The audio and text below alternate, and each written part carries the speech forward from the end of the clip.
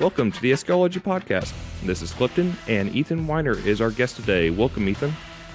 Hi, how you doing? Good, sir, good. Well, some in the industry may not be grateful for the work that guys like Ethan Weiner or Floyd Toole have done in their expansive careers. All who listen to audio owe a bit of their experience to guys like these, and I think some of the issue that comes is when people like Ethan say something that is uncomfortable for some to hear or challenges their belief system or their pocketbook, then work is done to immediately dismiss that person in one way or another as if what they're saying is simply out there to shock and awe rather than being based on decades of research and experience.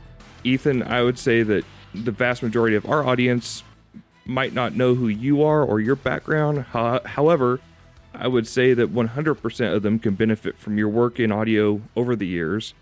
Likewise, I'd say you've been involved in audio longer than most of our guests or listeners have been alive. Please, feel free to be as detailed as you like in either direction, but would you mind telling us some about your background in audio and when you first decided to pursue a career in audio and music? Well, sure, yeah. I just turned 70 last month, so I've been doing this stuff for a long time. I've always been interested in technology. I mean, when I was a little kid, 11 or 12, I took apart lawnmower engines, and I was always, interested in things, and also played music starting in fourth grade, played the violin, and then picked up the guitar later on. And this was in the 60s. I was always interested in music, but I got interested in recording, specifically once I was playing the guitar, and I practiced a lot, and I got pretty good at it.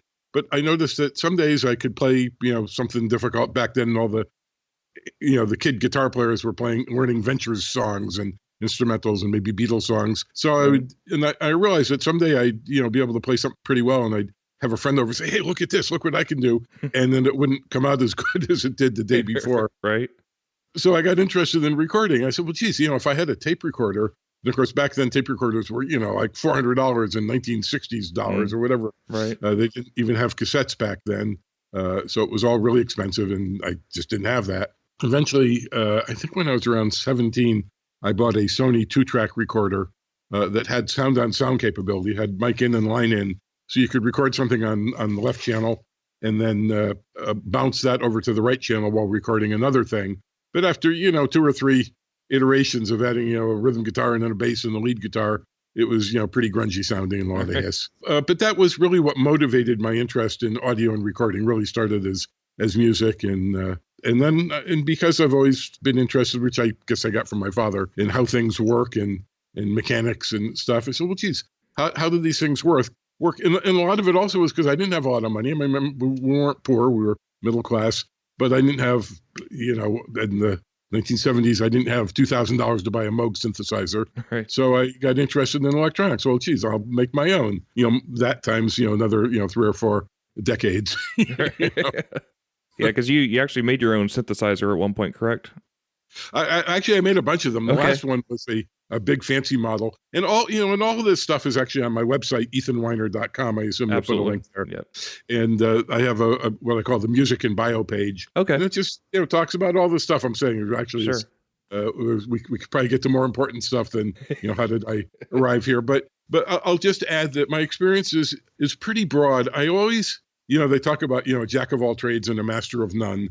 And I've always thought that it was better to know a little about a lot of different things than to be an expert. I know people who are like absolute, the state-of-the-art electronic engineers, or people who are the best cello player in the world. But, they don't know, that's what they focused on. And I'd rather, right. I know music. I took music composition and orchestrating. When I was actually almost 30, I decided to go to college for that. I play a number of instruments at a professional level, and no electronic circuit design. I'm not a graduate EE electronic engineer, but I know the basics. I've done a lot of circuit design, and some of the projects came out better than others, but stuff works. And my latest project, which I guess is how you found me, with a null tester that we'll get to, right, is pretty sophisticated. Yeah, so I'm interested in all these different things, and music theory and electronic circuits, and also recording and mixing, and so I'm probably not an A+ in any of them, but I like to think I'm at least competent.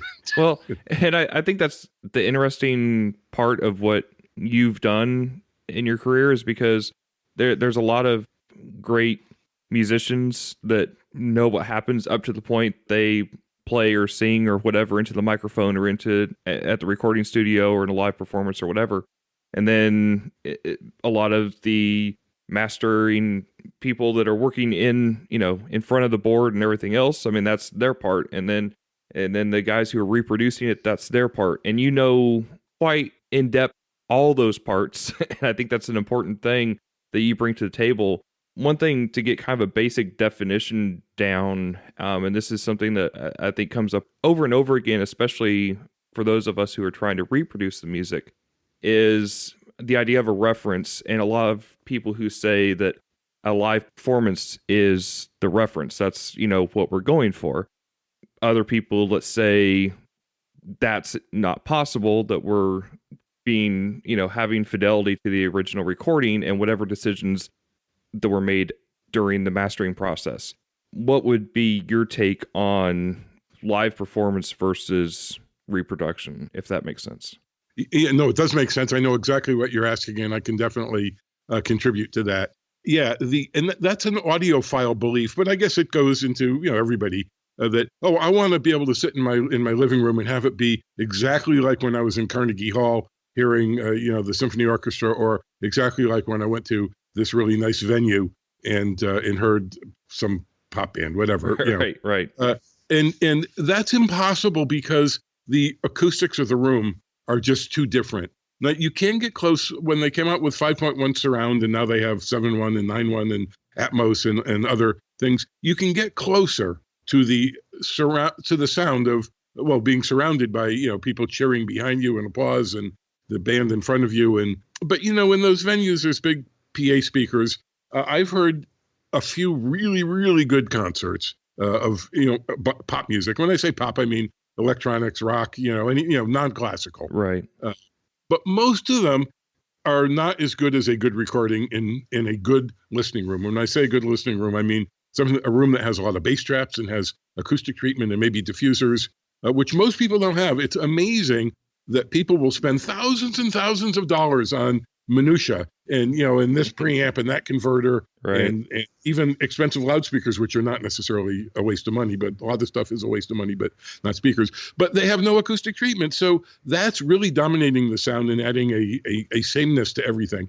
Just to get back to the point, one of my favorite guitar players is Jeff Beck, and a friend and I went to see him. This was, 5-10 years ago, at a venue that was just too large and too echoey.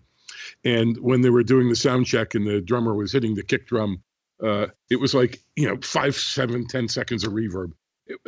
The entire concert, and it was also too loud, but that's a different thing. But the entire concert, I couldn't make out one note the bass player played until he did A Day in the Life.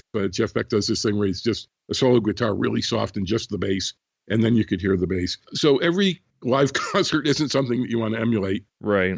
But you certainly can get very close. But anyways, I think a good recording is probably better. And I've I play the cello and have played in a number of orchestras and have gone to many symphony concerts and cello soloists and venues like the Carnegie Hall and small college auditoriums that are good or not good. And I don't think any of them sounds as good as a really good recording with a really rich reverb and a lot of depth and spaciousness. I don't think I've ever heard a live concert as good. The best auditorium I ever heard is actually one that was recently built not far from me, and it's a small one that seats like only about 350 people, and it's really good. But it's still not as good as a really good recording. Right. I don't think that's subjective. Sure. People have opinions. There's facts and there's opinions, right. and there's plenty of opinions.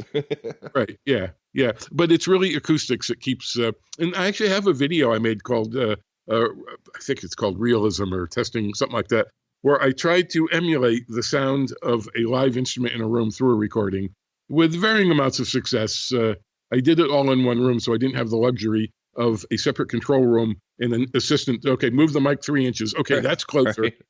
So some of the things sound pretty close to the live, and that's on my YouTube channel, and that's what you can get to from my website. Sure. And on top of that, to get a little bit more smaller scope on that, would you say that there is somehow something more pure about a certain miking technique in a live situation in a hall or a church or what have you, that is somehow more realistic or more pure than a traditional track over dub over situation where you could even have one guy that is singing and playing the guitar and playing the drum track and dubbing that in a studio. Again, I don't know if I'm clarifying that correctly, but there are some that I think that there's something more pure about a single mic or two mic recording in a live situation versus a studio situation. As soon as you put the word pure in, I think that you're just adding a lot of bullshit. Because there is nothing pure. The same orchestra in a different venue is going to sound different. This little 350-seat theater versus a much larger auditorium where I've heard the same orchestra play in both sounds very, very different. One of the conundrums with miking instruments, and some things can be mic'd very, very close, in which case you get a very accurate thing, like if you're miking a guitar amp. And yes, moving the mic in different parts of the cone and pointing it at different angles will change the overall tonality. But somewhere you'll be able to capture pretty much what it sounds like 5 feet in front, but without any room sound if you're really close. But other instruments, you really can't put a mic 2 inches away because, like an acoustic guitar, if you put it near the hole, it's going to be really tubby sounding. If you put it near the tuning pegs, far away from the body, it's going to really be really tinny and sounding. So and the same thing happens with violins and cellos and string basses, any large acoustic instrument, piano. There's no one place you can put the mic where you'll pick up everything. Right. So then you have to pull the mics farther back. And then if you're in a bedroom studio, it's going to sound pretty bad because you're getting all the reflections off all the walls in your little bedroom.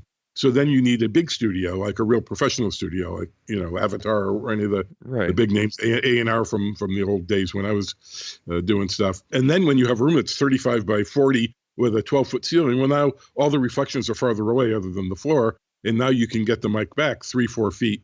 So orchestra recordings are sort of the same thing. I was watching a video just last night of a young genius violin player, and it was a really good recording. It sounded really good, and the microphones it looked like they were about 9 feet up. There was a stereo pair right over the conductor in the middle, and then there was other microphones about 8 feet farther out from the center, 10 feet out, something like that, but it looked like about 9 feet high, and that sounded really good, and that's what you need.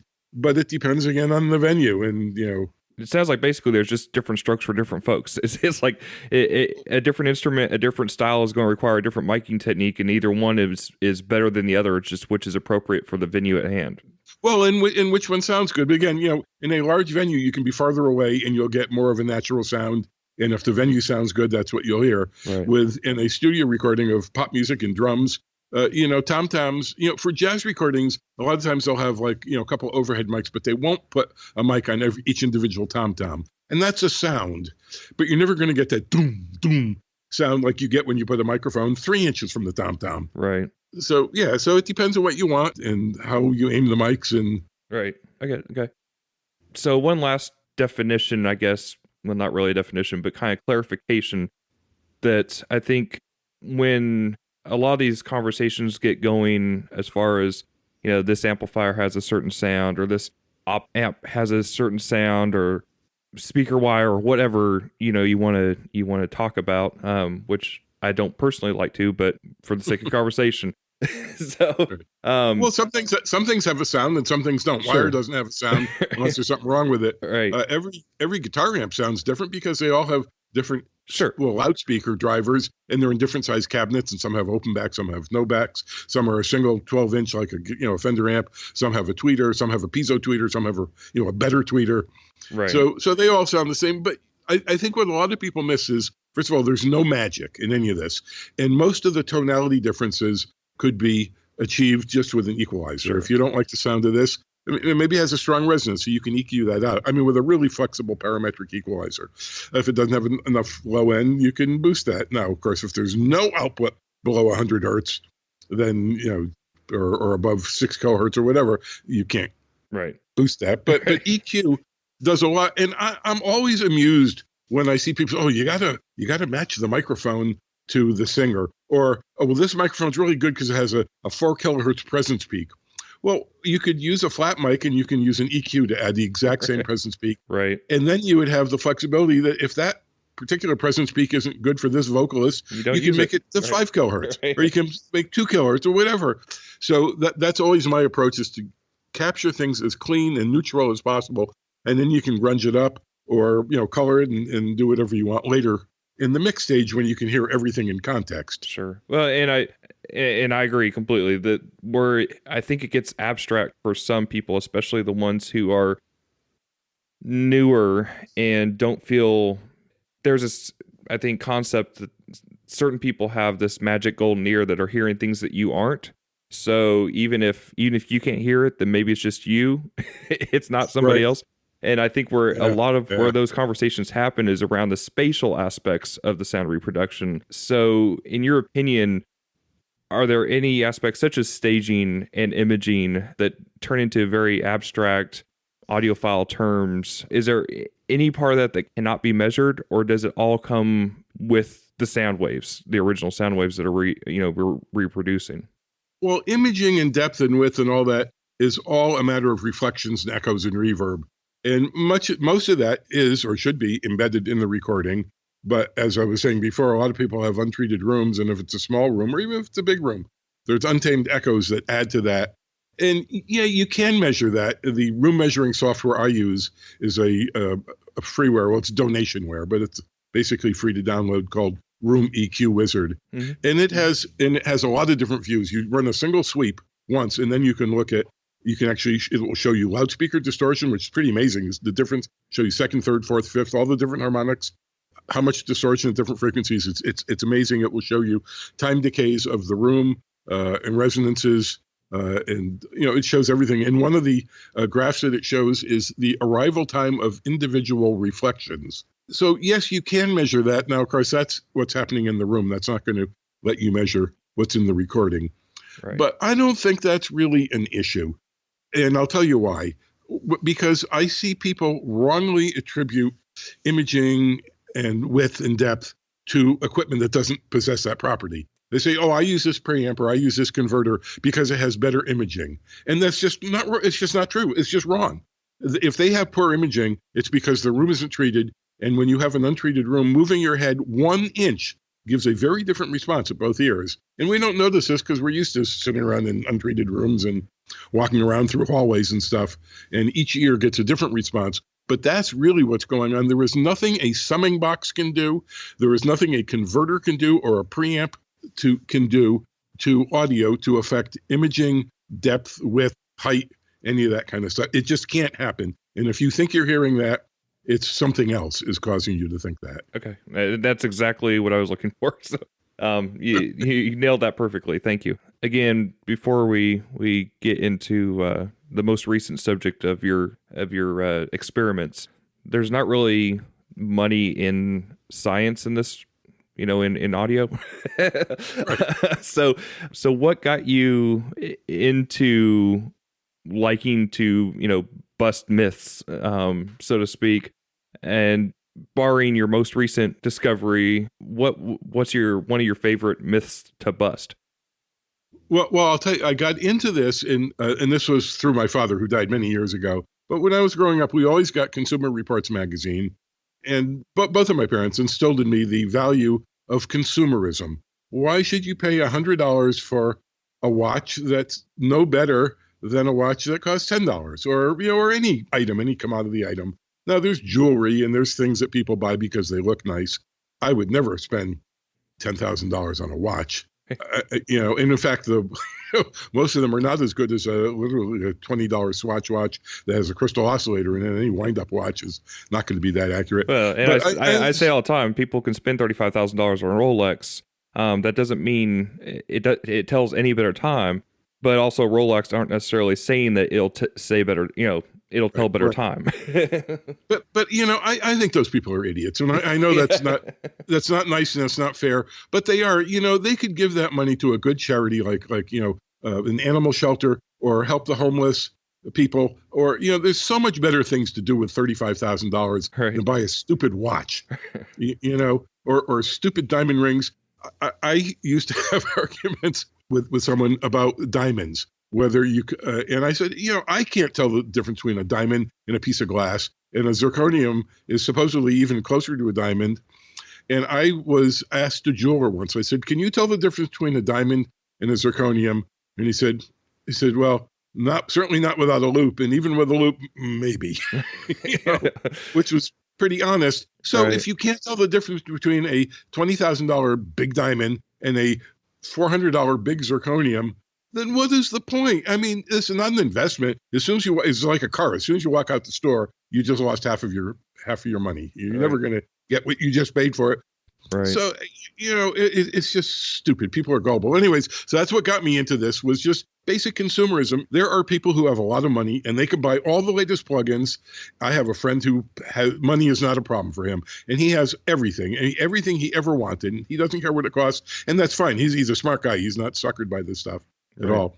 But most people don't have an unlimited budget, and they really want to know, do I really have to spend $1,000 per channel to get a good converter? Or will this Focusrite at $80 a channel or $40 a channel be just as good? And it turns out that, yes, the Focusrite is just as good. One may have 0.001% distortion, the other may have 0.002, but nobody can hear that stuff anyway. So in practice, it's just as good. Right. And so anyway, so that's how I get into this. So is to help people and to help myself. I mean, first it was self-serving. I don't want to waste my money. I want to know the difference. And I've done a lot of tests besides this latest one. I've tested a lot of things. I've tested sound cards, and all these are articles and or videos, and they all have downloadable files. People can listen on their own system, so they can't say, well, I hear this a lot. Well, your ears, you're an old man, you can't hear, or your converters aren't good enough. Well, here's a file. You play it with your headphones or your whatever in your system in your room, and then you email me and tell me which one is a $25 sound card and which one is a $2,000 Lavery converter. Good. And I have a couple hundred responses to that, and I can tell you that the replies are pretty much the same as random chance. The $25 converter test actually had an extra 2 generations, just the way I had to create it. So people identify that, and a lot of people thought that was the better one because it had just a little more grit to it, like a little analog tape kind of, like 5% distortion, or whatever, 0.2, whatever it was, because this was music, so you can't really measure distortion. But I have a lot of such things. I have an artifact audibility test where I mix in a really nasty kind of noise to different kinds of music at different levels. So when people say, oh, I can hear this, well, you probably can't, but here's a way you can find out for yourself through your own earphones or your own speakers. Here's like this really nasty, buzzy, hissy noise mixed in under gentle classical music at it's -40, now it's at -50, now it's at -70. And it's a steady noise, so it's easy to say exactly how many dB. So anyways, I got a bunch of stuff like that. So you spent 2 years working on the null tester and probably spent more money to prove that wires do things the same than most people have spent on all their wiring trying to do something different. But before we get too far on that, can you explain kind of the history and definition of null testing and what your inspiration was to make this device? Sure, yeah. Well, I didn't invent null testing. This has been around for a while, but it wasn't practical until, I don't know, like the 80s, I think. The first person I know of who actually did exactly what I'm doing was Baxendall, and he's a guy who invented the basic bass and treble controls that we see on all the hi-fi receivers, and he was a brilliant engineer and invented a lot of stuff, and that was one of them. But what the basic concept is, you take I'll use my wires as an example because it's really simple. It's simpler than trying to explain with a preamp or a piece of electronic gear. I take a signal and I split it right at the source, and it's a low impedance source, so it can drive long wires, so I split it into 2 paths, and I send each path down a different RCA wire. In this case, one was in my test video. You can see a $3 RCA wire that I probably came free with something I bought 30 years ago, with cheap wire, and a $700 wire that somebody lent me, a big fat, it's like a garden hose wire that costs a lot of money. And I send the same signal, exact same signal, down both, and at the other end it goes into my box. And all my box does is it reverses the polarity of one. And everybody's seen, sometimes they call them phase switch, but it's not really phase. It's polarity. So when the one signal goes positive, the other one you flip it, and now it goes negative. So as long as the volumes are the same, and we're sending the same signal down both wires. So when you go through an inverter circuit, it's an op-amp circuit, and I use the highest quality, state-of-the-art op-amps, unbelievable quality that don't color the signal at all. And you reverse them, and then you just mix the two things together through a couple of resistors. And any difference then is revealed. If one wire passes, high frequencies better than the other, then the result will be that difference, just the high frequencies. Or if there's a little distortion, wires don't really add distortion. So that's the basic idea is you send the same signal through two paths, you reverse the polarity of one path at the other end, and then you mix them together. And there's a block diagram and also actual schematics in this demo video I just made a couple of days ago showing. So it explains all of this completely. And then there's a live portion of the video where I actually test these wires and tested 3 different wires against this really expensive one. What kind of feedback do you usually get on these kinds of things? Is there, an immediate, well, you're not accounting for this or you're not accounting for that, or if you use this wire, then you would notice the difference, or are most people relatively accepting of the results? Well, that's a really good question.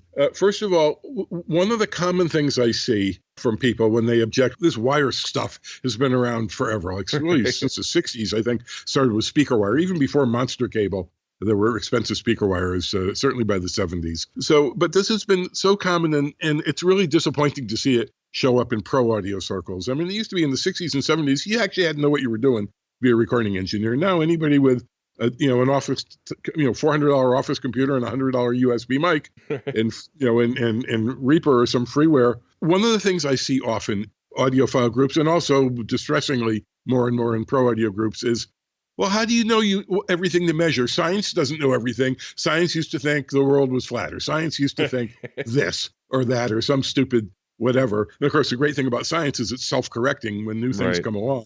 Unlike religion, where no evidence will change these people's opinions. Right. But it's true. Okay, well, how do we know we're not measuring everything? Because all the audio parameters there is noise, there's distortion, and there's frequency response. And there's subsets and there's time-based effects like echoes and phase shift and stuff. And that's it. You can define everything in a piece of equipment. You could spec any piece of equipment with that. And people say, well, how do you know? Well, the great thing about nulling and the null test is you're not measuring anything. You're not measuring the response. All you're doing is revealing the difference between two signals, or two wires in this case. But really, it's the signals that come out at the other end of the wire. So even if there was something you didn't think about or didn't consider or didn't know existed, it's going to show up. If there was some certain kind of distortion, I think most people understand harmonic distortion that you get from clipping a single frequency. But there's also IM distortion that requires 2 or more frequencies to be present, where you get some indifference frequencies. And a long time ago, there was this thing called a TIM, transient intermodulation distortion. That was a burst of distortion that would happen on a transient, like a snare hit or a kick drum or just a click sound, claves, the Latin percussion where it's 2 wooden rods you bang together, gives a very pure percussive tone with a very fast rise time. Right. And TIM was discovered. It turns out it's really nothing new. It's just regular old distortion that comes and goes quickly because the music came and went quickly when you hit the kick drum or whatever. But that would be revealed. You would send music through this thing, and when the claves part or the kick drum solo came or whatever, you would hear it. It would pop up out of this null test. All I'm hearing is silence. Oh, wait, there's something. So even things you don't know exist would be revealed. It's easy to do this in digital software, and I've been doing this for years. I have two workshops that I presented for the Audio Engineering Society a few years ago, 2 different ones. And I made videos out of both of them. Mostly they're recreations where I narrate and show slides, but there's a little bit of live recording of the workshops. But in both of them, I use null tests to prove various things. People think that plugins have a sweet spot where they sound better. Now, some analog stuff does have clipping that kicks in at a certain point. But, your basic plugins, equalizers, phasers, echo units, you can give them minus 400 dB or plus 900 dB, and they're going to be exactly the same because they use 32-bit floating point math. So I proved that using null tests. I sent I forget what it was, but it was way above clipping, way above 0 dB in a DAW through a plugin, and then dropped it again. I think I boosted 18 dB and then dropped it again and nulled that against the signal that didn't have that boost and cut, and then nulled to silence, meaning inside the plugin, even though it was 18 dB above digital 0, it still didn't distort because the floating point math handles that. But with the analog, it's much tougher. That's what took. It didn't take me 2 years. It's a pretty small, simple box. But my first attempt was a big too many features. I was trying to do too much, and I had a built-in loudspeaker, and I had this, and had like 5 power supplies, and had its own signal generator that was really complex, and it generated 4 sawtooth waves at a time, and I made them in a musical chords. Well, if you have to listen to test tones all day, you might as well have a nice harmony. And it tried to do too much, and it was so expensive to make. There was no way this could become a product. So one of my advisors, I have two people that are really, really good electronic engineers, better than me, have been helping me with this. She said, well, why don't you just strip this down just to the minimum, just do that. So that's what I did. So that was the last 6 months. And, and this is part-time between other stuff I did. Sure.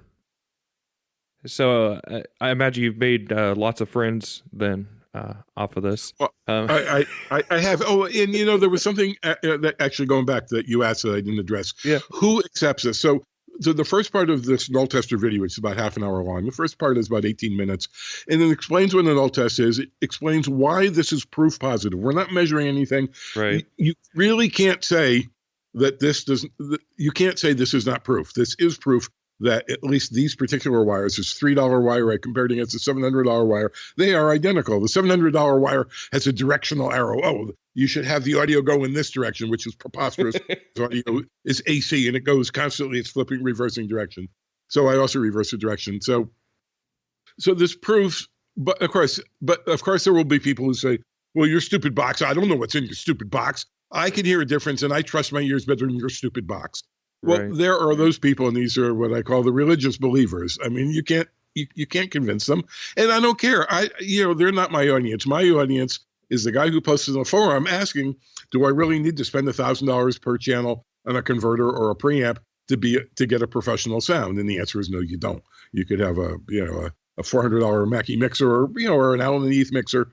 They're all good. All the stuff made in the last 10, 20 years is all clean enough to get a professional recording. If you know what you're doing, it's you. It's not the gear. And that brings up another question. I think the majority of the brands, regardless of who they are sincerely trying to make a better, more interesting product. The claims get anywhere from prodigious to outrageous. Even if the differences are only measurable and not audible, at what point do you think these differences, even if they're in a signal change, are inaudible? For example, I think you've mentioned before, that if something has at least a signal noise ratio of like 100 dB, that's acceptable. But then when we're in our reproduction systems in our cars, for example, we have a source and a DSP and an amplifier before it gets to the speaker stage. Is there a cumulative effect where these differences start becoming audible? How do they become audible? Yeah, no, I know what you're asking. Well, first of all, that was part of my artifact audibility article I mentioned earlier, where I mixed in this really nasty noise behind pop music and classical music at different levels, so you can hear for yourself where it's audible. Okay. And with loud pop music that's fairly compressed. I don't mean the loudness war is compressed, but just typical pop music that's sure. Not in the quiet part. Even mixing stuff in at -40, -50, you're probably not going to hear it, even if it's a really nasty 3 kilohertz tone that pulses on and off, beep, beep, beep. And that's what I did with this thing. I actually pulsed it on and off to make it really obvious. Once you're down at -40 or something, 50, you're probably not going to hear it, and certainly not at -80. But so that's really what matters in this stuff at -100, -110 is never audible. The noise floor of a CD is -96 dB, or wave files, right. 16-bit wave files. Forget 24. And I have never ever heard hiss on a CD. I have heard hiss when it's a digital CD of an analog recording. Sure. I've heard tape hiss. Right. But in my own digital recordings, all I ever hear is room noise and background rumble, preamp hiss if it's something really soft, mic from far away, but never the hiss of a CD. And I record everything at 16 bits, I think 24 bits. And I know that's the standard. That's what everybody uses is 24 bits. And yeah, if you're not very good and you don't know how to set levels, then yeah, use 24 bits and set everything at minus 20, and you'll never be embarrassed. But once you know what you're doing, I mean, I grew up when with analog tape, even before they had Dolby and DBX, you had to really set your levels carefully, and sometimes you would compress going in a little bit just as a limiter, just to make sure that a loud, enthusiastic, vocalist or whatever wouldn't distort the tape. But with 16 bits, it's not very hard. I mean, if you record at minus 10, that gives you plenty of headroom, and you're still way above your room noise will still be way above the media noise of 16-bit stuff. The only time this stuff, and you're asking about cumulative matters, is it is cumulative.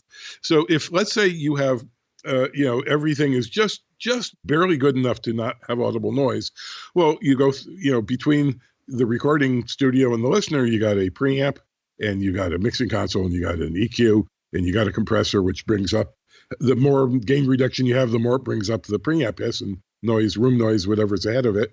And then you go through this, and it goes through whatever. It goes through a bunch of stages, and it gets to the consumer's receiver or media player. So you've gone through 8 devices, and at that point, now maybe the noise is 10 dB above what you couldn't hear. Right. So so you want a safety margin. You want to be at least, I'll say, 10 dB better than what anybody could hear, just to account for the fact that you're going to go through a bunch of things. And distortion also adds cumulatively as you go through all these things in series.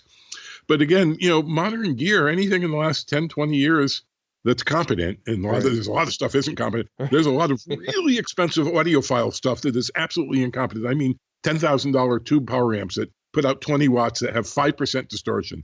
There's a lot of incompetent stuff in the audiophile world. But other than that, all this stuff is, once you get to 0.01% distortion and, and 90 dB, 100 dB signal noise is not difficult at all for gear, or 90 dB. It's fine. Right. That brings up a good question that's come up, I think, pretty dramatically over the last couple of years, and that's of DSD and high-res audio. What are your opinions on the benefits or drawbacks of the high-res movement in audio? Yeah, that's all bullshit too. Okay, it's an attempt. That's easy. It's an attempt. It's an attempt to get you to buy all new hardware and the same records that you loved all these years all over again. Right. When cassettes came out, well, I won't say cassettes were better than vinyl. Because they have probably more hiss, but they don't have the clicks and pops after repeated playings. They were convenient. But maybe they were a little step up. But certainly analog tape, a good Revox tape recorder, which you could get in the 60s and 70s, was better than a record player. But CDs really were like a big step up compared to the previous stuff. Right. Yeah. So CD really was a huge step up from analog tape and record players that have 1%, 2% distortion. The inner grooves of an LP can be even higher, and there's a pretty poor frequency response in the inner grooves. So, and CDs really are good enough. I know people don't think they are, and I've tested that, and that's yet another article with files that people can download on my website, and I'll address that a little bit. But people cannot hear frequencies higher than 20 kilohertz, 21. And I know I had somebody tell me once, he was a youngster. He said, well, my wife could hear 24 kilohertz. I tested it. I don't believe it. I think probably he played some test tones, and that caused nonlinearity in the tweeter, or something was aliasing down into the audible range. It's always stuff like that. Right. And when people claim to hear. Yeah, and it seems like when people do make those claims, again, it goes back to what I asked you earlier, is that it turns into this, well, it creates a spatial effect, and we're not cutting the music off at a certain point. Like, that does something. So, it's not a pie, but regardless, right. Well, but it's easy to prove this stuff. If you don't believe in measurements, then do a proper blind test. But it has to be a proper test. It has to be blind. I don't even think it has to be double blind. If you have somebody that you trust and they're not looking at you and you can't see them, and they're facing the other way while they switch and you can't see what they're doing, I'm satisfied with that. But the volume levels have to be matched exactly. With comparing wires, that's not going to be a factor. But comparing preamps or converters or or other things. You can't compare speakers that way because they can't exist in the same physical space. Though Harman International has a speaker audition room where they actually have a rotating turntable, a huge one. It's the size of the room, and they can rotate pairs of speakers into the exact same physical space for comparing. But most that costs them like $500,000. Most people don't have that. But so it has to be a proper test, has to be level matched, and you have to do it a bunch of times. If you just hear one and then hear the other and say, oh, I think it was the first one. Well, 50-50, you got it right by random. And if you do two trials, well, now it's 1 in 4. You still could have easily gotten. So you have to do, I think it's 10 trials, and you have to be right 10 times out of 10 to have what's called 95% confidence in your results. Plus, a lot of times, then you have in the randomization, you have AAA test versus just a ABABA test. Right. Yeah, and I tell people, in fact, I have notes on. We'll have an article about how to do a proper test. And I've told people, when you talk to your friend and tell him what to do, tell him to, when he says, okay, here's the next one, to play the same one 3 times in a row. Right. Because if you hear a difference, and that's how you can disprove this stuff. You don't have to measure anything. You just do a proper blind test. Now, of course, the true believers who blind tests they're not fair. They don't work. Well, of course they work. That's the gold standard for every aspect of science. All the time for everything. But they say, well, it puts you under stress. Well, there's a thing called an ABX tester, which you can do in the comfort of your own home whenever you want. You can do it over a period of a month. Every day you spend 5 minutes with a tester and it logs your choices. And at the end of a month, you do it when you relax. There's no stress. You're not performing in front of somebody. So there's a lot of ways to do a test like that. But people cannot hear above 20 kilohertz or so. And once you get to, your 30s, you're not even hearing 20 kilohertz as far as I can tell. You're probably hearing, well, it depends on the people and your exposure to loud sounds over the years. And people, there's a thing called the masking effect. So you're not going to hear something while something else louder is going on. If you're right next to a motorcycle revving up and somebody is 15 feet talking, if the motorcycle wasn't there, you could probably understand every word. But when the motorcycle's revving up loudly, you can't even tell that somebody is talking. So all of these things, are known, and there is no magic. The test I did, that's on my article, it's like HD audio. I started with a couple of different pieces of music I downloaded from HD sites. I didn't buy them, but Sony has a demo site where they say, here's a couple of free tracks you can download and play. And there was another place I found. And I verified with FFT software that, yes, there's content out to, 48 kilohertz, whatever. These are 2496 files. So then I reduced them to CD quality. I reduced the bit depth to 16 bits, and I reduced the frequency, the sample rate down to 44.1.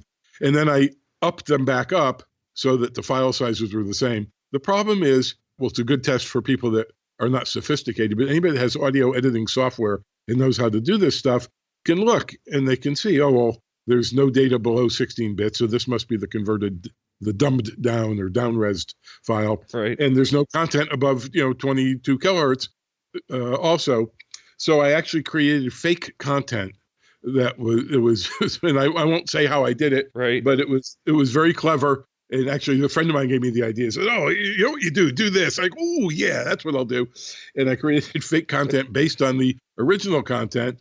So if you look in audio editing software, you can't tell. And I also have a whole pile. I don't have hundreds. I forget how many responses I have. But again, the upshot is nobody was able to tell. Or, right, or the number of correct guesses was the same as the number of wrong guesses.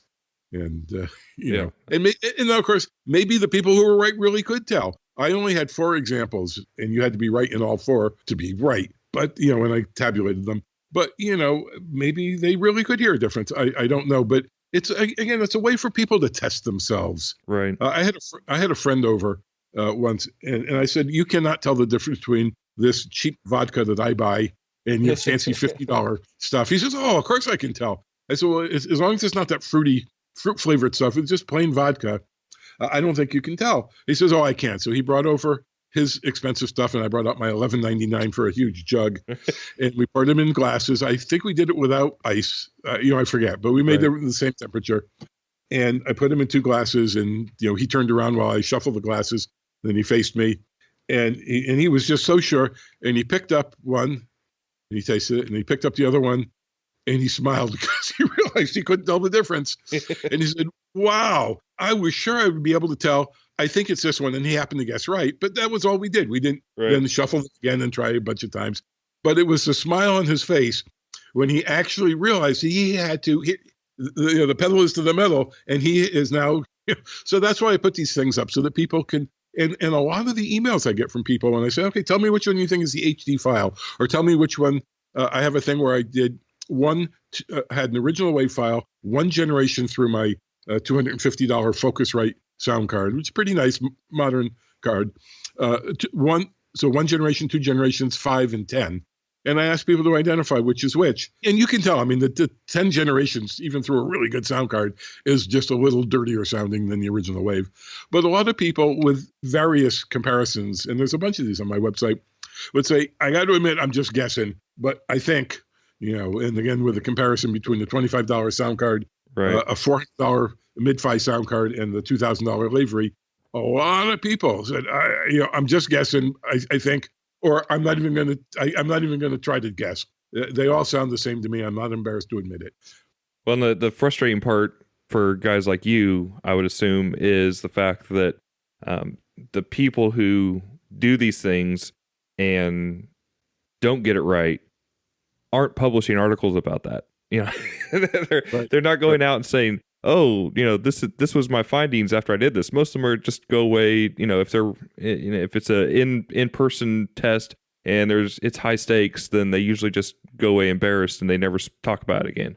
Some of them are embarrassed. A lot of them are not. Right. Most of them thank me. Most of them thank me. I just got another email, and this is like, Tim, I've gotten this 100 times. You just saved me a couple $1,000s on converters. Right. I was just ready to. They told me at Gear Sluts that I needed to buy, whatever. Right. And you just saved me a whole lot of money. Thank you so much for what you do. And I have a lot of them, a lot of emails that I get like that. But yeah, there are the haters, and the haters can't admit that they were wrong, or they spent $2,000, $1,000 per channel or whatever, and they can't admit to themselves that they, got cheated, or their own ears weren't good enough that they couldn't even tell that they were just sure that they were getting their money's worth.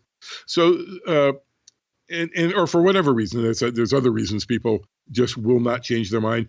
So then they started with the insults. Well, you got kicked out of a lot of forums, they tell me, and I did get kicked out of a lot of forums because when I tell the truth, people get really mad. And when the forum owners or moderators are religious believers, right? When the forum moderators themselves are believers, they kick me out. They hate what I have to say. They believe that every wire has a unique sound. I have a customer, so I won't mention his name, and I don't mind mentioning names, but this is actually one of my acoustic treatment customers, who is a pretty famous mastering engineer, says, nothing will null in my studio. Everything has a characteristic sound. The wires don't null. The preamps won't null. Nothing will null. Well, all right. And he got so mad at me that I stopped following him on Facebook. I didn't want to hear his rants anymore. But obviously, you've had a lot of focus on the recording side and through the input stages, I would say, to what we're ultimately reproducing. I would assume that your opinions are the same on, the other side through using, again, our really only electronic components that we're using in our world are, the source and DSP and the amplifiers. Would you say that, again, once you get to a competent level of each of those pieces, for the most part, the difference is, they're not going to have a sonic signature, for example, where, the spatial amounts change and, the sound waves magically align. Right. No. And again, when you compare them, you have to have a way to switch efficiently, and you have to have a way to get the levels within at least a quarter dB. I think the standard is the levels have to match by 1/10 of a dB. A quarter dB to me sounds pretty much the same. But, if you're off like a half a dB or a dB, you don't hear it so much as a change in volume. It just, the louder one sounds a little fuller, a little crisper. Right. So that's why it's so important. But so the standard is to match the amps within 1/10 of a dB, and that's tough. That's hard to do. A lot of power amps don't even have a volume control. They have a switch between consumer level and pro level. So then you have to find a passive volume control, or you have to come up with some way to adjust the volume for this amp, but not that amp, that in itself won't color the sound. So that's why I say doing a proper test is could be difficult.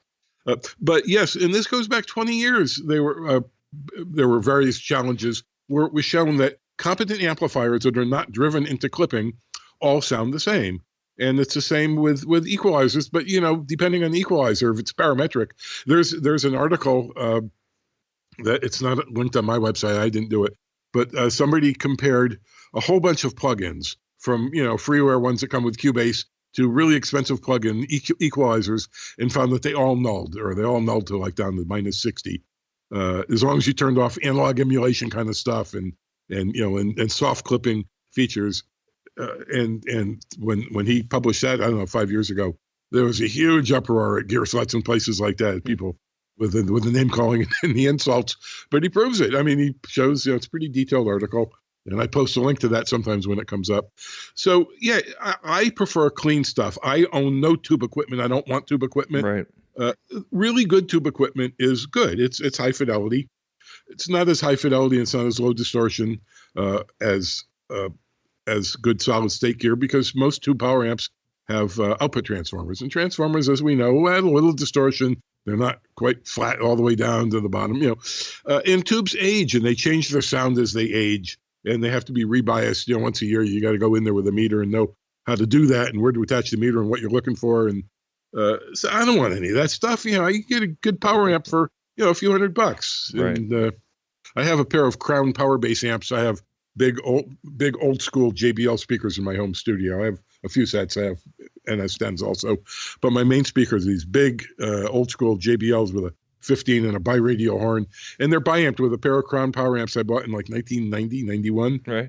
And I have a Rain active crossover, and they're fine. I mean, that's what I prefer. Is I want clear, clean, loud, and I'll do any coloration I want in the mixing. Right. Well, and I think you've said it repeatedly that a playback system should strive for transparency, not to try to have some kind of art form. Yeah. Right. Right. Yeah. Otherwise, you're insulting the artists and the producers. They all listened through clean equipment in a hopefully a well treated control room, and the mastering engineer probably had good equipment and in an even better room maybe, and they signed off and they said, this is the way we think this should sound.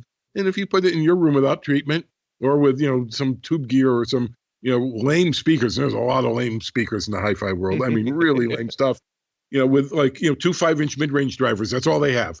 And then you do a disservice to them, and you're not hearing what they intended. You're not getting the artist's intent, right? Which is kind of the whole point, Right. Yep. Well, and to bring this to kind of where our audience sits. There's little to nothing that car audio probably has to offer pro or live sound.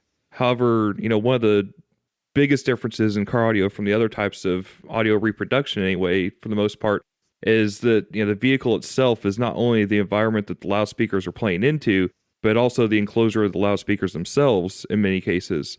So the design decisions of the vehicle's owner have a large amount of input on the outcome of the audio system, in addition to the specific components used and the tuning of that system using crossovers, delay, and EQ, and sometimes all pass filters or multiple channels.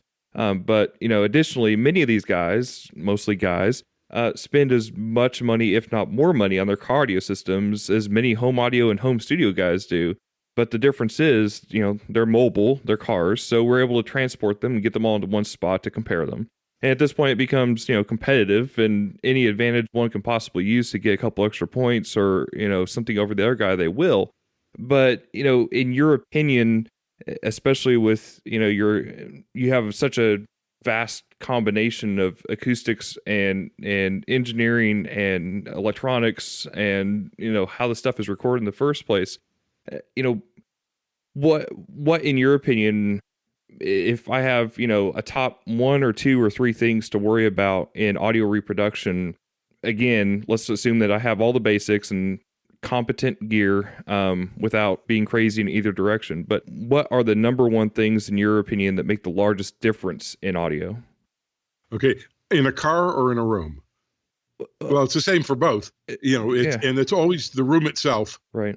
All rooms have peaks and nulls, and they're positional. You move just a couple of inches, and a peak can become a null, even at low frequencies. People don't realize, the wavelength of 100 hertz is like, 12 feet. So, you have to move, at least half of that to get a peak to be a null. And that's not true. You can, I've seen at 30 hertz, a peak become a null at, 4 inches away. Right. Because there's so many waves bouncing around. So it's always the room. And that's why I push acoustic treatment so much. And I have like 50 something panels in my living room home theater. I have a video of my living room setup, which is a home theater and stereo listening. And there's a lot of bass traps, a lot of acoustic treatment, and it sounds fabulous. I have friends who are, recording people, and they bring their stuff over here for a final, reality check to make sure it's okay. So that's in a car, of course, it's even tougher. Right. I have a pretty lousy system in my car. I mean, it's a stock thing with speakers in the doors, down by your feet. I don't even have the fancier one where they have the tweeters up on the dash pointing at your head. But I've noticed that having the windows open improves the sound a lot. Now, of course, you get all that road noise if you're driving, but if you're just parked, it's a huge difference having the windows open, not getting those reflections from a glass that's 6 inches away from your ears. Right. So I would think in a car. And I'm not an expert with car audio, and I know that's a whole thing to know about, which I don't know about. But that's well, again, I would think it's one of those things where the standards are still the same, right? Because if somebody is throwing speakers in the factory locations of their door, and they haven't done anything to work with the reflections or against, or in one way or another, or look at changing materials or the position of the speakers, but they're worried about changing op amps in an amplifier or in their DSP. Right. And that's really ridiculous. And years ago, and I mean 40 years ago, whatever it was when the first op amps came out, the 741 was the first real op amp that was affordable. That wasn't really high fidelity if you were at high signal levels and high frequencies at the same time. But they would pass a volt. A normal, line level, consumer line level perfectly well. But there are much better op amps now that have faster slew rate and better stuff. But this op amp rolling, and I think they call it rolling like from the same thing for tubes, right? Where they substitute tubes, which, tubes probably do sound different if you swap them out. And it was another reason I avoid them. But yeah, that's all chasing the wrong stuff. You're chasing unicorns, or and while ignoring the elephant in the room. Swatting at butterflies, whatever the metaphor is, right. Because the elephant in the room is your acoustics. And in a regular listening room, like somebody's living room or bedroom home studio, you have 2, 3, or 4, maybe even 5, 30 dB nulls, 20 to 30 dB nulls, all below 300 or 400 hertz in the bass range. Huge suckouts and big peaks, but the nulls are the worst thing. That's why the typical problem is, well, it sounded good in my studio, but it's really tubby and boomy everywhere else. That's because of all these nulls, you weren't hearing enough bass, so you boosted too much bass. And now when you play it in your car or anywhere else, or through earphones, you hear all that bass that you added that wasn't supposed to be added because of all the nulls. Right. So it's always the room acoustics. It's never the op amps. It's never, it's almost never the gear, and it's almost never the microphones. There was an interview, this is probably 10 years ago, with Leslie Ann Jones, the chief engineer of Skywalker Sound. And she's, records, movie soundtracks. I mean, she records everything. And she said, and I'm paraphrasing, I can get a good sound in my studio with any competent microphone, whether it's SM57, a $10,000 vintage U47. Then, as long as it's a competent microphone, I get a good sound. I could do good job with that. And that's true. And obviously, dynamic mics typically don't do much above 8 or 10 kilohertz. And there is a lot of sparkle above that you want. But, the Audio Technica makes great mics. There's a lot of companies. I don't mean to dismiss anybody else, but I happen to have a couple of Audio Technica 4033s, which are just fabulous. I mean, I use them for everything. I have a cello video I made that has 2 million views, or almost 2 million views. And it's like 37 tracks of cello. And every single one was done with this Audio Technica 4033. And then they came out with the 2020 a couple of years ago, which is a U47 for $100. And when I say that, a lot of people say, yeah, that's a great mic. And of course, the other people say, well, it's not really that good. And, well, yeah, okay. It doesn't have a pattern switch that can go between, Omni and cardioid. It's fixed at cardioid. Right. But it's $100 for the Phantom Power version, and I think 150 or 140 for the USB version. So you don't even need a sound card and an interface and a mixer. And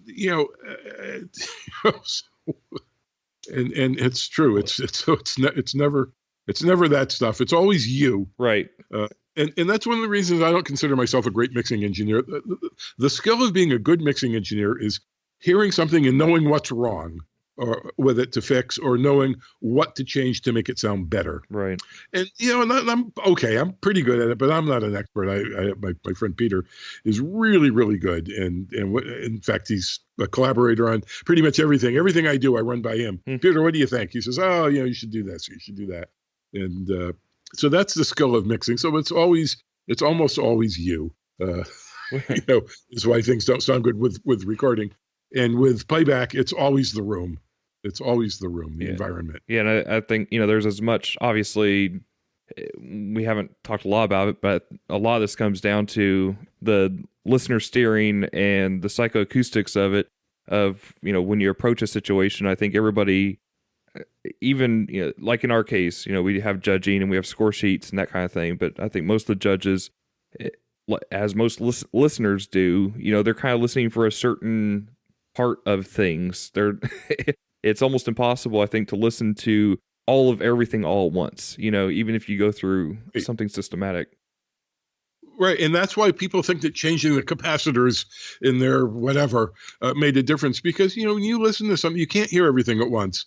And I mentioned that in my audio expert book. Actually, I'm quoting somebody else who's a real researcher, PhD researcher, who pointed out that, when you listen once, you can listen to the bass timbre, but you can't also listen to the cymbal ping and how clear that is. And you can't listen to the tone of the Fender Rhodes or the acoustic guitar.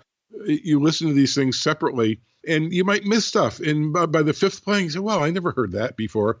Well, so if you change the capacitors in your, console or whatever, your preamp, or you do whatever, change op amps, as you were saying, and all of a sudden you hear something that was always there, but you just never noticed it before. You're saying, yes, it's the op amp. These new op amps sound much clearer. Right. Nope. You just heard it for the first time. It's like my friend with the vodka. Human perception is very frail. Audio test equipment will measure the same thing the same way every single time, unless something changes. But if you run a sweep, when I've done a lot of comparisons, and you've probably seen speaker isolation products. Sure. Like they started with the RLX mopeds, and then everybody jumped on the bandwagon, and now isoacoustics and prime acoustics, all full page ads for these things. The whole entire product category is bullshit. It's complete bullshit. It's all. The only thing that changes is, again, I was talking about moving the speaker. Yeah. Right. You move the speaker an inch or two on these things, and it changes the response. The reflections bouncing off your desk, the sound hitting your ear because of off-axis response to the speakers. So I actually measured that, and I had to actually do it twice because it's really tough to do that, to get the speakers in exactly the same spot each time. There's still little differences, but the main difference was at 20 hertz, which is below what the speakers I was using put out, because it was room rumble. Right. And for my heating system, which is pretty soft, it's really, really quiet, but it's measurable. It was like, minus 70 or whatever it was on the graph. And you could see, it was like 2 or 3 dB louder this time than the last time. And right. Do you think there's a certain volume or loudness or, SPL for lack of a better word, but is there a certain output range that you think listeners should evaluate things at? Is there a certain range that you go to when you're doing, room measurements or that type of thing that, obviously if you get to a certain output, things start rumbling and rattling and if it's in a car or in a house or in a studio, I don't care. At some point, things are going to start, resonating. And if you're at a point too low, obviously, with the loudness curves and everything else, the way we perceive sound is not going to be at its fullest. So is there an acceptable standard as far as, this is what volume you should be listening at to evaluate things? Well, Yes, I think the standard, and I see this by, I have an SPL meter, but I don't have it on all the time. Some people always have their SPL meter next to them. But I have heard a lot of people say 85 dB SPL is kind of the standard, and I think that's without A weighting. I think it's just C weighting or pretty flat response. Right. But when measuring a room, you don't want to be so loud that you blow out your tweeters when it's sending a really high frequency sweep, and you don't want to be so low that you're down in the noise of a room sound or dogs barking outside. Hopefully you have a quiet environment. Sure. But there's always some noise. There's always some room noise of, I don't mean a TV in the other room, but just air moving around. Just there's always some kind of room tone. So you want to be above that. Room measuring software has what they call a tracking filter. So while they're assessing the level at every frequency of the sweep, they actually run it through a really narrow parametric EQ. So even if you're talking next to the microphone, while it's measuring 40 hertz and 60 hertz, your talking won't influence it because it's filtered out. So that helps with the signal to noise problem. But that's different from what you're asking, which is the perception, or I guess you're asking both. But yeah, of course, what really changes is our hearing. When stuff is soft, it sounds thin and wimpy, and when it's loud, it sounds full and clear. And that's just Fletcher Munson. Right. I know you're active online quite a bit, as you've mentioned before. What are a top 2 or 3 things that you see that people repeatedly make mistakes with that you wish you could correct every time? And I try. Well, it's all the stuff we talked about. It's that you need to spend $1,000 per channel on stuff. In the hi-fi forums, it's DACs, a digital audio converter, Right. The output side of a sound card. And, the DAC that's built into any modern laptop is fine. There's only a couple companies making these chips, and the really good ones cost like $4 in quantity. So, and I can't say that every laptop has a really good DAC, but I have a Dell laptop that I bought more than 10 years ago. And when I first got it, I compared it to, I think at that point I had an M Audio 66 sound card, which was, pretty darn good and not cheap at the time. And it sounded to me exactly the same when I was younger than. It was at least 10 years ago. So my ears are still fine. But anyways, my point is it sounded fine. Right. And that stuff has only gotten better. An iPhone, an iPad, I'm sure all of those are fine, but I see people ask, I want to upgrade my output, and of course they have no acoustic treatment in the room, and that's really their problem. Or they have some stupid hi-fi speakers that are, incompetent. Not all of them, but I mean I see this a lot. But mostly no acoustic treatment, and they're worried about all the wrong things, and they want to get a new DAC. And this one's 500, but this one is 2,500, and Stereophile magazine says it's a lot better. And of course, all of these things sound the same. And if you play them you do a proper blind test, you'll never tell the difference between any of them, or between any of them and your iPhone or whatever. Right.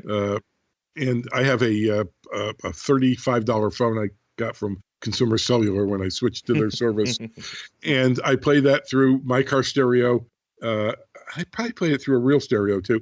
I have actually. I played it through a really good boombox.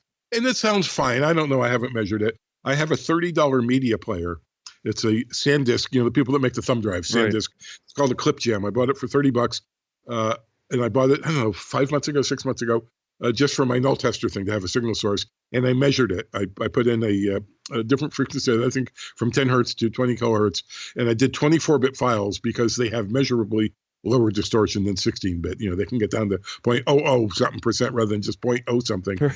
And it was perfectly flat from 10 hertz, and maybe it was flat at 5 hertz. I just measured from 10 to 20, from 10 hertz to 20 kilohertz.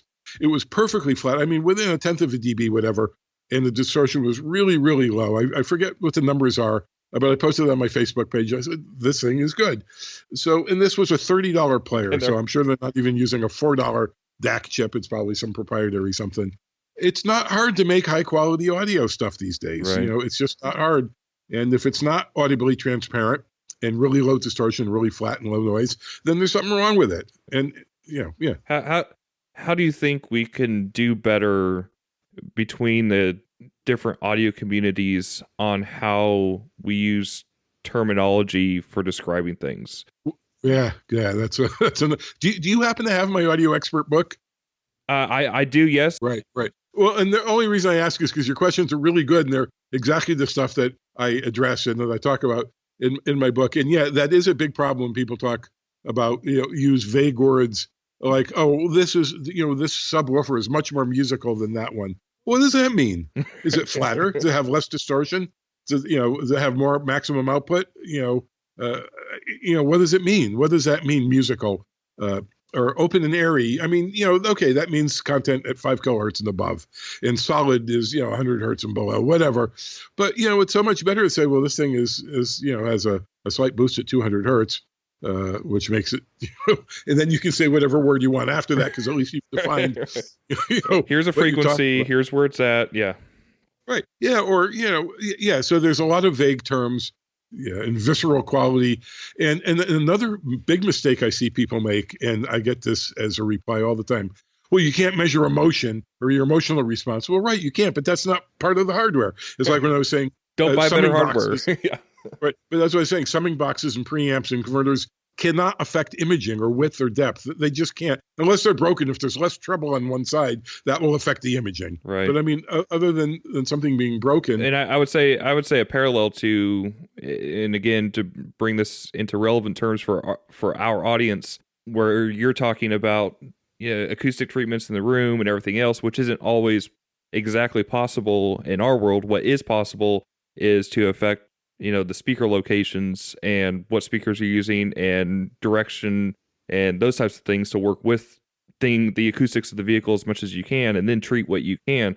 But, instead of spending an extra $2,000 on a DA converter, for example, spending $1,500 on properly installing speakers will make a much larger difference. Yeah, and good drivers really vary a lot. Yeah, speaker drivers vary all over the map. Absolutely, and they do, because it's really hard. There's compromises. You can have more this, but then you get less of that. Or that's a whole other field, which I know a little about. I mean, I know the basics, but I'm not a loudspeaker expert.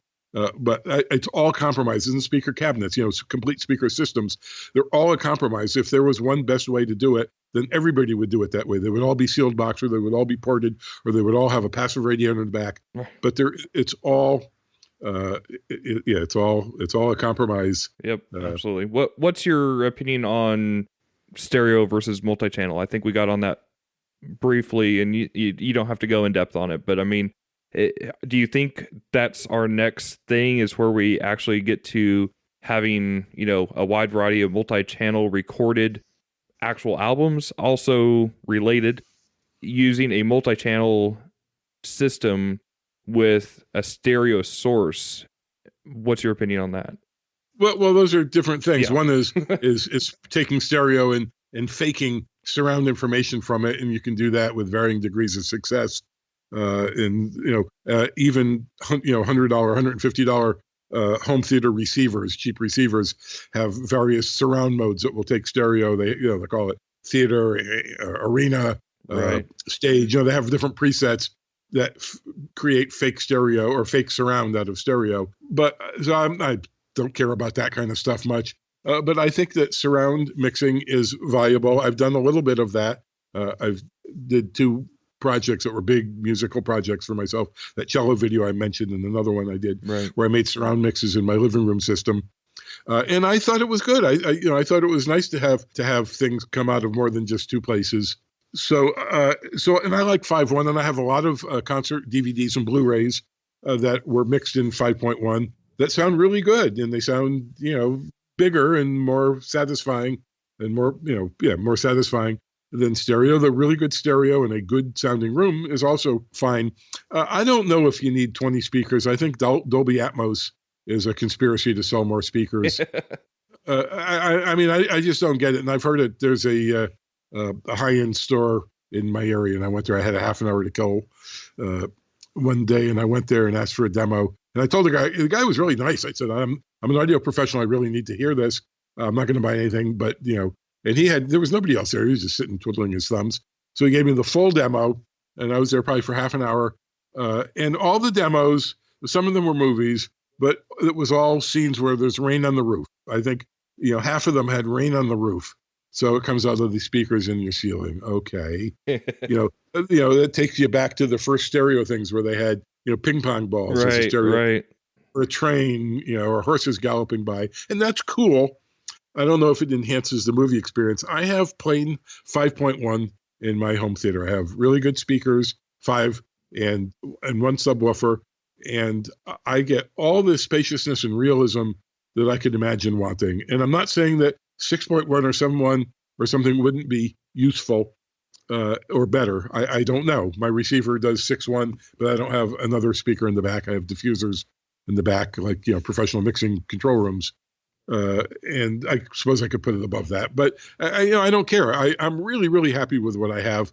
And when people get like that in the audio group, say, "Oh, you don't know," I said, "Well, come over to my house. If you're anywhere near me, come over, make an appointment, and I'll be happy to demonstrate what I have here. And then you can decide whether you think this is my opinions are valid based on what I hear." Absolutely. So how did you come up with the name The Audio Expert? There's got to be some story there. well, the book. Well, yeah, I know it's a little pompous. And in fact, the guy who worked for my acoustics company at the time said, "I don't think you should do that. People are going to rag on you for that." And it is pompous, but what makes an audio expert is not just knowing how to be a recording and mixing engineer. It's not just knowing how to be an electronic circuit designer of audio circuits. It's not just knowing how to play a musical instrument or knowing music theory. It's kind of all of that stuff together, and also how musical instruments work. It's all and how how the electronic devices work, not just how to use an equalizer. And that to me that's when you're really an expert, is when you really know how all these things work together. And it's always been important to me to know that. And I've had a number of careers. I used to be a software engineer, had a software company, and I wrote products that were what I want. This is what I would have want to buy. And when I wrote our advertisements, we had professional agency design the look of the ads, but I wrote the copy. Here's what I would want to read that would convince me to buy this product. So this is what I like about my involvement with audio, is I like knowing. I'm not a music theory expert, though I'm pretty good. I have a music theory course on YouTube, free course. It's basically a college level course, but I don't get into the deepest levels, but it's certainly more than the basics. And same with electronics. I was saying, I can design stuff, but I'm not a real engineer. But I think knowing a little bit about all this stuff, or even a fair amount, is what makes you an expert. And so and a lot of people want to know that. A lot of people want to, that's not everybody. I was talking before about the single purpose people. Yo-Yo Ma is great at the cello, and I don't know what else he knows. He probably knows other stuff. But people like that, or Eric Johnson is a great guitar player, but a lot of people want to know this, and especially in these days of being a home recordist, one man band. You want to write your own songs, you want to sing them, you want to play all the instruments, or maybe you have buy drum loops or something. If you don't drum, that's what I do. I can't even pretend to be a drummer, so I either use drum loops or I have friends help me with that, or I'll bang out something stupid and the friend will come over and turn it into something real. But so and then things break. So so it helps to know how to repair things. I have a Zoom effects box I bought a long time ago when Zoom was a brand new company, and it was expensive. It was like $500, something like that, and it was one of these all-in-ones with reverb and EQ, and it was for guitar and bass players. But it was really fancy, really sophisticated. And not long after I had it, the display has a little LCD display in the middle that reads out all the parameters. It just went blank. So I opened it up. I figured, and this was really expensive, and it was not under warranty, but it wasn't very old. It was like a year old, whatever. And I took it apart, and there was a fuse soldered into the circuit board. And I think soldered in fuses ought to be illegal. What's the point? If you have a fuse, and that fuse may blow, then it better be accessible on the outside, or at least be a snap-in that you can get to with unscrewing a fuse to get. And so and it was really crammed. This is a early digital thing in a small box. So I bought little fuse holder ends, just the little parts that snapped, and I managed to get a new fuse in, and it's in 10 years since then, whatever, it's never blown again. But so unless you're rich, you want to, and can hire musicians and hire people to fix stuff, you sort of need to know all this stuff. Enough electronics, at least to do basic, simple repairs. Usually what breaks with electronics are the switches, in this case, fuses, switches, and pots get dirty, and they get scratchy. And so that's not complicated to change that stuff. Connectors on wires, guitar chords, after the 120th time you plug and unplug it, you got to change the plug. So you can buy a new wire for $20, or you could buy a plug for $1.50 and solder it yourself if you know how to solder. So that's the audio expert, I guess. Yeah, well, I would say that not many days go by and I hear, well, there's no book on this, and well, there is. So I would suggest for everybody, it's ethanweiner.com. Again, we'll have notes in the show notes with links to all this, but ethanweiner.com, the audio expert, you can buy it from his site directly. I believe Amazon also has a Kindle version for those who don't like paper, but there's just tons of good information in there. And I'm not a great, reader. I'm not somebody who sits down and can, go through book after book. And I will say that for a technical book, Ethan's is by far one of the most approachable when it comes, the way your book is written is very much the way you talk, and it just comes across naturally and easy to understand. And there's summaries, so even if you didn't get all the first time, you'll get it by the time you get to the end of the chapter, and 10 chapters later there's probably something related to it, and if you didn't get the first time, you'll get it there. So but yeah, you did an outstanding job for somebody who wants to know more about all of this stuff, from a reference standpoint to, just learning more about it and knowing more about the process. And I think that's something that so many people on the playback side lose is, somehow that all this something magic happened and it all got on a CD. And, it's just a matter of us, unlocking the magic that was put on the CD. Well, everything that was on that CD got there somehow. Right. Well, I appreciate your comments. And yeah, there's no math. There's what I do is sometimes I'll explain something. I'll say, in the interest of completeness, here's the formula that shows how to do that. But you don't really need any of the math, and even that math never gets into calculus or anything like that. It's all nothing more than algebra, and nothing complicated at all. It's the frequency times two times the frequency times pi, equals the capacitor value or something. I mean, it's pretty simple stuff. And here's how you figure out the noise of a preamp. Because when you have noise of a preamp, you have to consider the bandwidth of 20 kilohertz. A preamp might have a bandwidth out to 100 kilohertz, but you don't need to include that noise because nobody's hearing that. So that's not part of the spec. So here's how you can, and it's, so there's simple formulas, but you don't need that. I explain it in English as well. If you really care, here's the math behind it.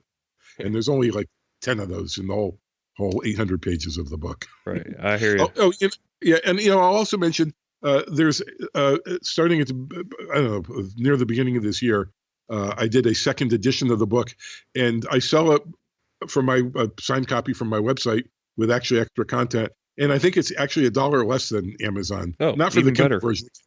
Yeah, the Kindle. Yeah, when they came out with the second edition, they raised the price.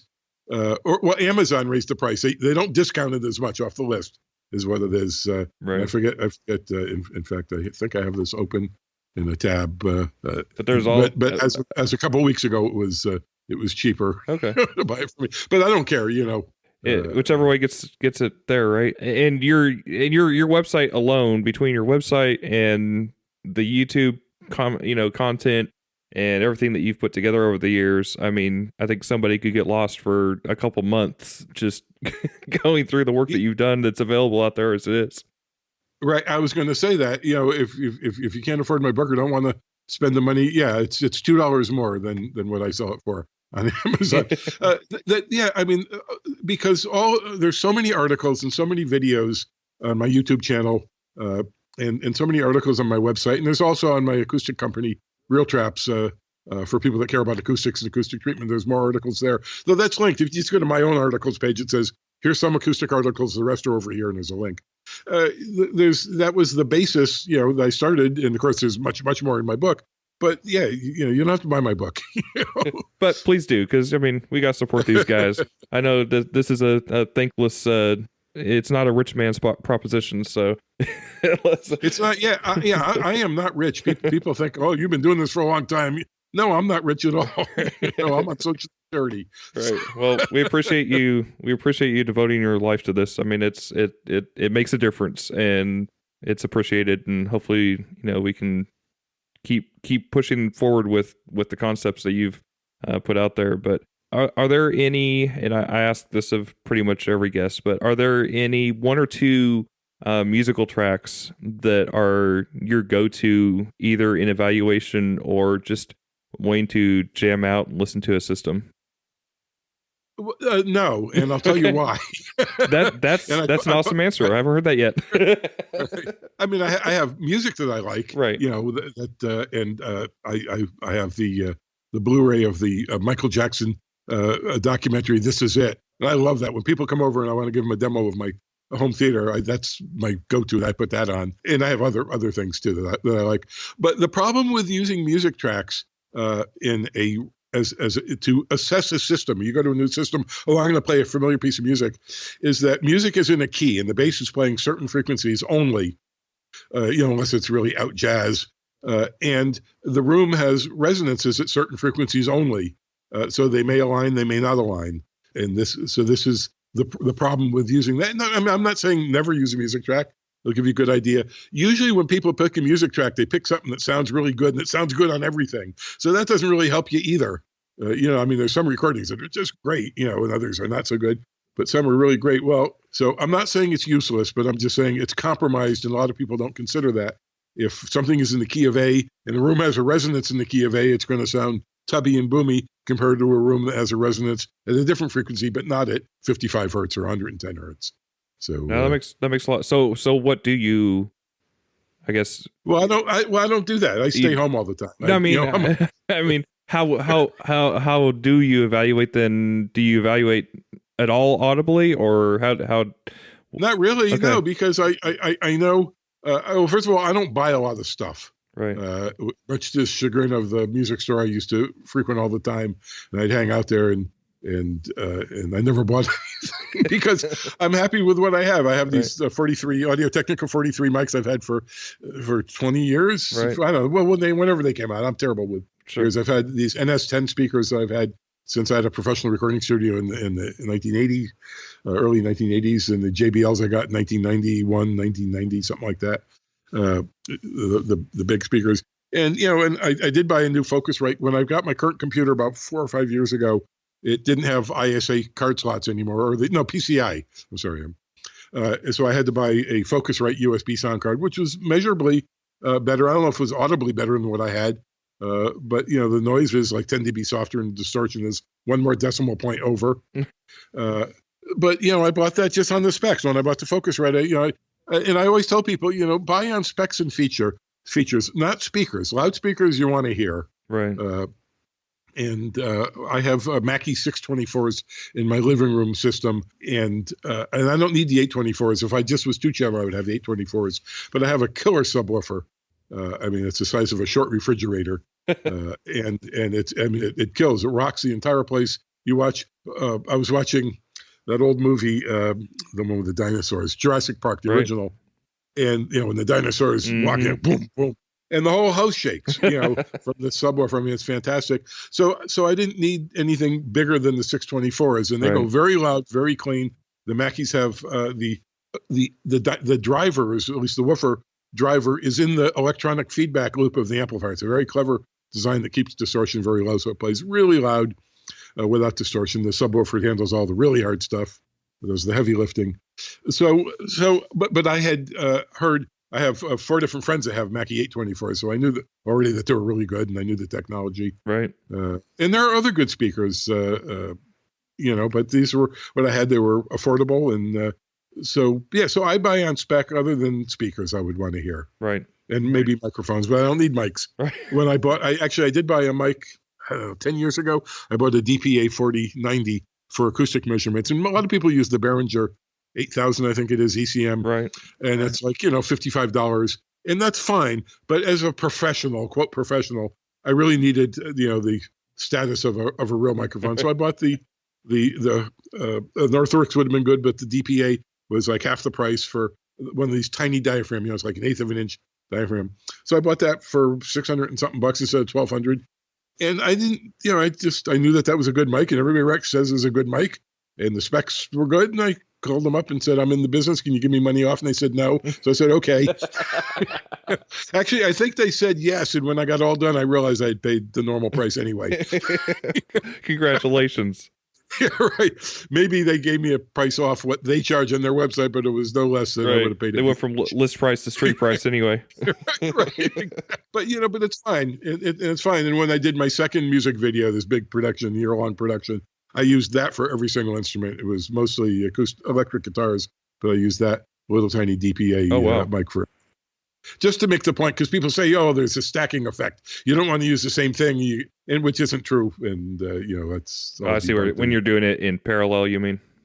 Right, exactly. Yeah. In parallel, it doesn't. So yeah. Well, it sounds like you can actually, even though you're deep into all the science and the technical stuff, it sounds like you've kind of actually freed yourself from the analysis paralysis when it comes to equipment, to the point where you can actually just go back into your living room or into your, studio or wherever and just enjoy what you're listening to. Right. Yeah. And I have two systems, a stereo system in my very large home studio, and a pretty large, decent sized living room with a surround system. And I listen to music in both. So anyways, yes, I don't have that paralysis. And again, as I said earlier, it's all about the EQ. When you're making a mix, it's all about the EQ. I learned a lot from Charles Dye, who's a famous mixing engineer. He had a DVD that he came out with a bunch of years ago called "Mix It Like a Pro." I think it was called. Okay. And then it's like a $20 DVD, and in 2 hours he takes some competently recorded tracks and turns this song into a masterpiece, a real production. And the EQ he uses is some cases so extreme. And he says, there's no boundary I won't cross to get what I need. And so that was a real eye-opener for me in mixing. And that's how you change the sound of things. That's how you get instruments to fit together. It's all about EQ. Yeah, it's about distortion and subtle effects and flangers and phasers and panning things different. But the biggest tone shaping thing we have is EQ. Yep, absolutely. So have I rambled enough? Man, I think we've covered about as much as I can think of. But again, anybody out there, go to ethanweiner.com. Start there, subscribe to his YouTube channel, buy his book, and then you'll be a lot smarter next time we see each other. Well, Clifton, thank you very much. This was fun. Thank you, Ethan. You have a great one, and we'll talk soon. All right, very good. See you.